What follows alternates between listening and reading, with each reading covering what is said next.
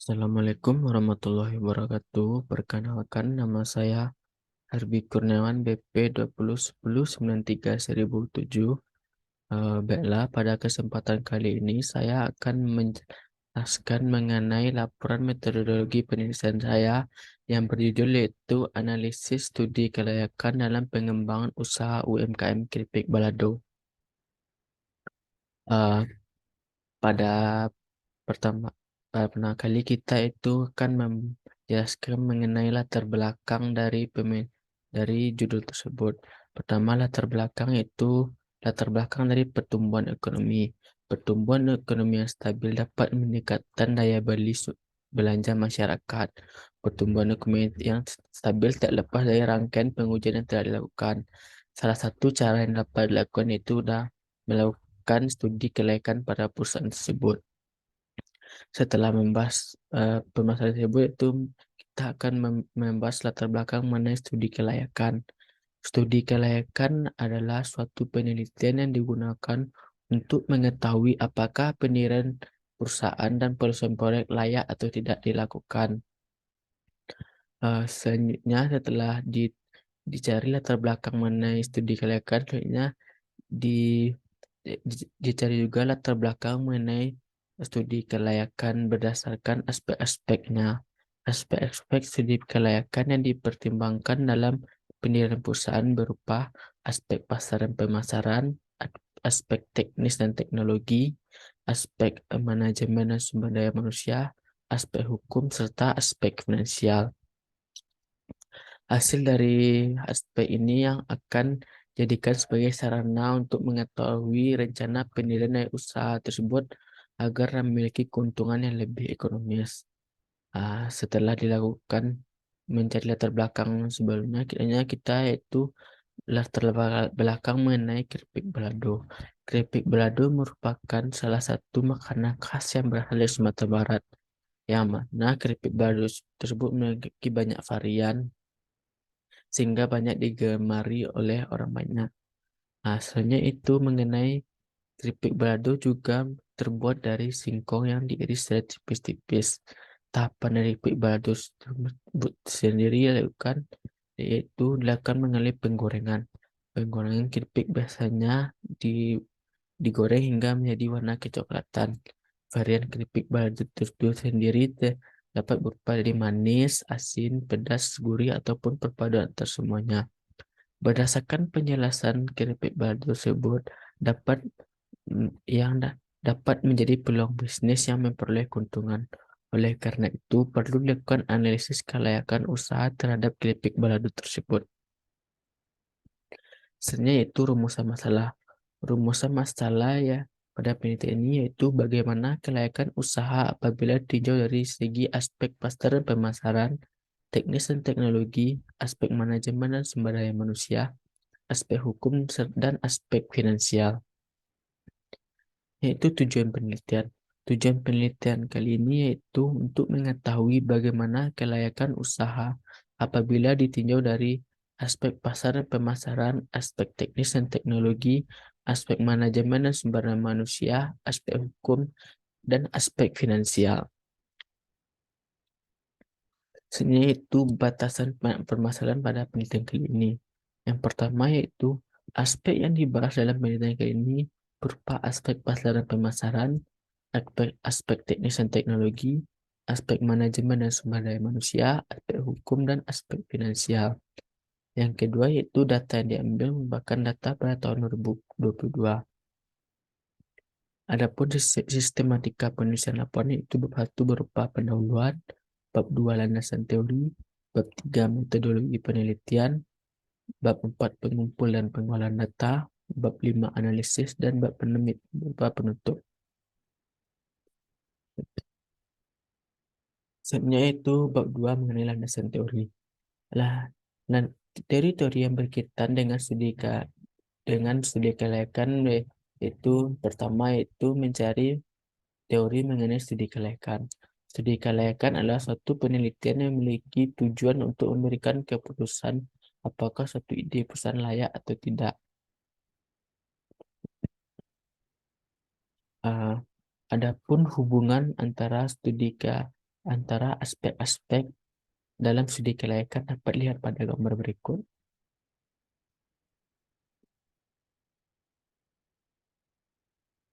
Selanjutnya itu teori mengenai aspek pasar dan pemasaran. Aspek pasar dalam studi kelayakan mengacu pada aspek yang berkaitan dengan permintaan, penawaran, serta harga. Adapun tujuan dari analisis pasar untuk mengetahui ruang lingkup pasar, pertumbuhan permintaan, dan pangsa pasar produk yang bersangkutan, serta tingkat penerimaan pasar untuk menghindari kelebihan dari pasokan dan harga yang rendah. Lainnya itu teori mengenai aspek teknis dan teknologi.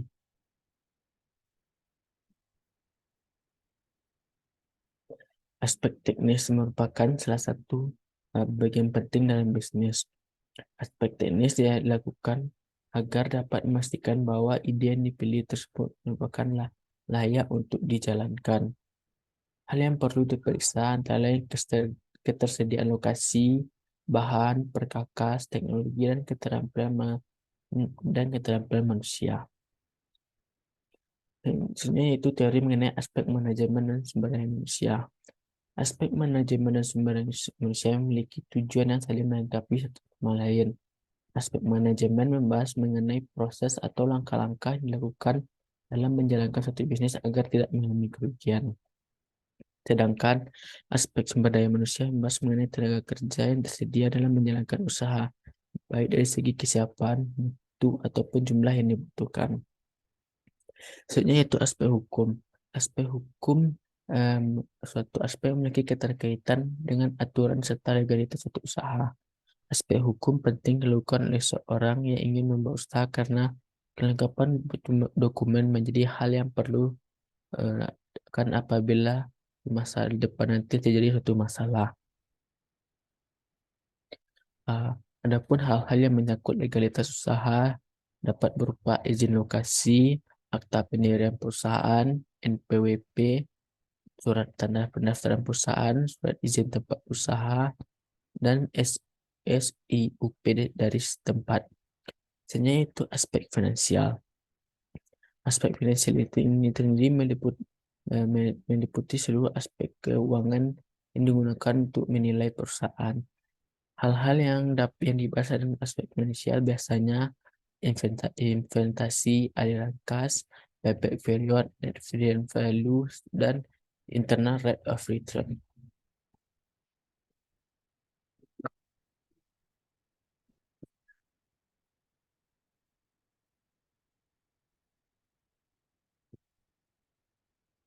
Sebenarnya itu mengenai bab 3 mengenai metodologi penelitian.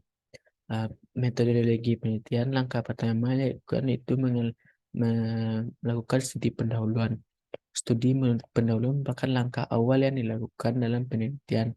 Studi pendahuluan dilakukan supaya dapat mengetahui informasi terkait dari studi kelayakan yang memiliki hubungan pengembangan dengan usaha keripik balado. Studi pendahuluan dapat dilakukan dengan melakukan diskusi dengan pemilik usaha atau dengan melakukan survei lapangan. Setelah melalui studi pendahuluan, selanjutnya itu melakukan studi literatur. Studi literatur merupakan pedoman yang akan menjadi landasan dalam mendapatkan informasi yang menggunakan dalam penelitian.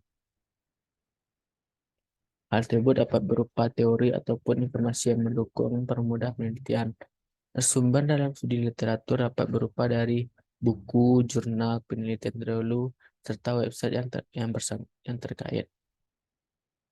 Dan itu identifikasi masalah. Identifikasi masalah merupakan tahapan dalam penelitian yang berguna untuk mencari serta menemukan permasalahan yang akan diselesaikan. Ah, Masalah identifikasi pada penelitian ini yaitu analisis studi kelayakan dalam pengembangan usaha UMKM keripik balado. Berdasarkan permasalahan yang telah diidentifikasi penelitian aspek-aspek kelayakan pada usaha UMKM keripik balado agar usaha tersebut dapat lebih dikembangkan. Sebenarnya yaitu perumusan masalah. Perumusan masalah dilakukan agar dapat diketahui permasalahan yang akan diliti. Penelitian kali ini masalah yang diliti itu Bagaimana kelayakan usaha apabila ditinjau dari segi pasar dan pemasaran, teknis dan teknologi, aspek manajemen dan sumber daya manusia, aspek hukum, dan aspek finansial. Selanjutnya yaitu metode pemilihan metode. Pemilihan metode dilakukan agar pemasaran dapat diselesaikan dengan cara yang sesuai sehingga hasil yang diperoleh dapat menjadi lebih baik.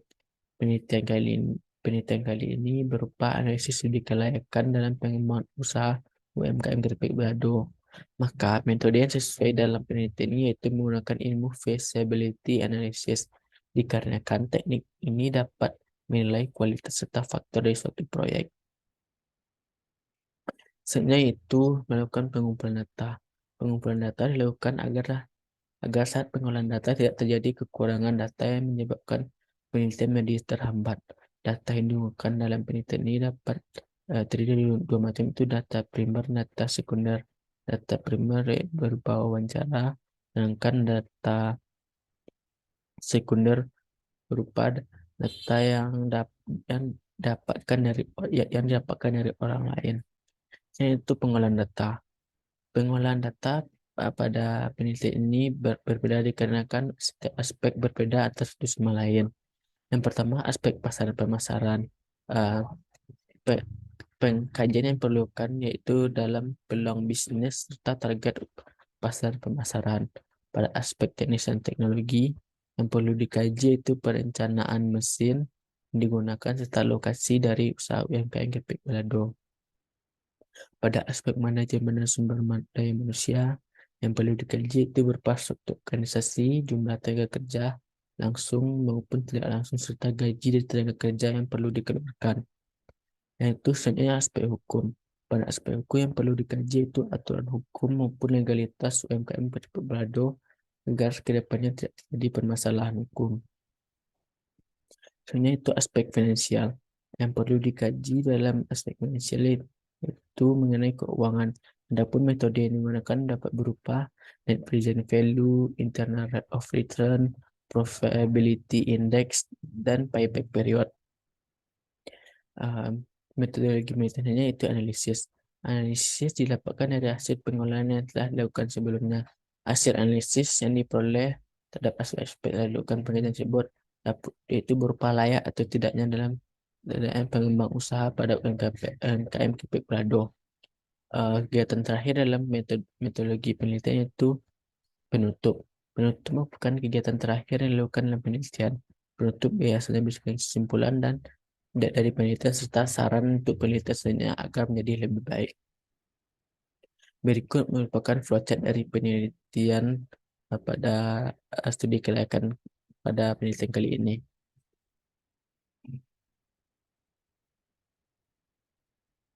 Eh, Baiklah, sekian penjelasan mengenai laporan metodologi penelitian saya. Saya ucapkan terima kasih dan saya mohon maaf apabila ada kata saya yang salah dalam selama penyampaian. Saya akhiri dengan Assalamualaikum warahmatullahi wabarakatuh.